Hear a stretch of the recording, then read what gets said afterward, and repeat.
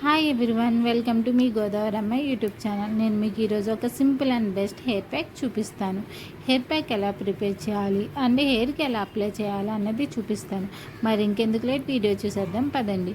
నేను present coconut aloe vera oil use చేస్తున్నాను. Head bath చేసే హాఫ్ అన్ అవర్ ముందు ఎవ్రీ టైం నేను ఆయిల్ హెయిర్కి పక్కా అప్లై చేస్తాను. హెయిర్కి ఆ ఆయిల్ అప్లై చేయడం వల్ల మన హెయిర్ అనేది చాలా స్ట్రాంగ్గా అవుతుంది. సో ఎవ్రీ టైం నేనైతే ష్యూర్గా ఆయిల్ అప్లై చేస్తాను. మరి ఇప్పుడు మన హెయిర్ ప్యాక్ ప్రిపరేషన్ చూసేద్దాం. మార్కెట్లో తక్కువ కాస్ట్కి అవైలబుల్ ఉండే అవిసె గింజలను యూజ్ చేసి హెయిర్ ప్యాక్ ఎలా ప్రిపేర్ చేయాలో చూపిస్తాను. మనం హెడ్ బాత్ చేసే 12 అవర్స్ ముందు అవిసె గింజలను వాటర్లో నానబెట్టిన అవిసె గింజలను హీట్ చేయాలి. హీట్ చేసినప్పుడు అది ఒక జెల్ ఫామ్లో వస్తుంది. ఆ జెల్ని మనం డైరెక్ట్గా హెయిర్కి అప్లై చేయొచ్చు. ఆర్ఎల్స్ మన దగ్గర ఈ విటమిన్ క్యాప్సూల్స్ ఉంటే ఆ జెల్లో మిక్స్ చేసి అది కూడా అప్లై చేయొచ్చు. ప్రజెంట్ నేను డైరెక్ట్గా ఆ జెల్ని హెయిర్కి అప్లై చేస్తున్నాను.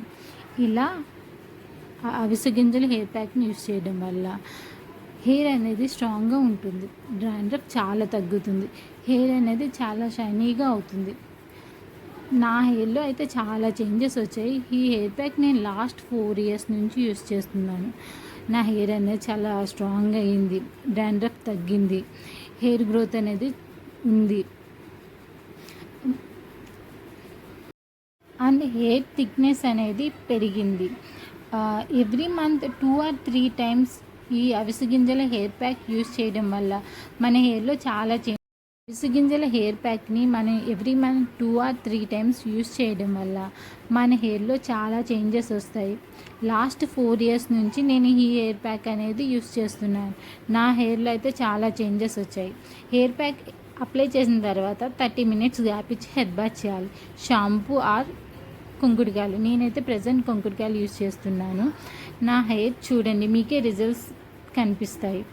ఇలాంటి మరికొన్ని టిప్స్ కోసం మీ గోదావరమ్మ యూట్యూబ్ ఛానల్ని సబ్స్క్రైబ్ చేయండి అండ్ ఫాలో అవ్వండి.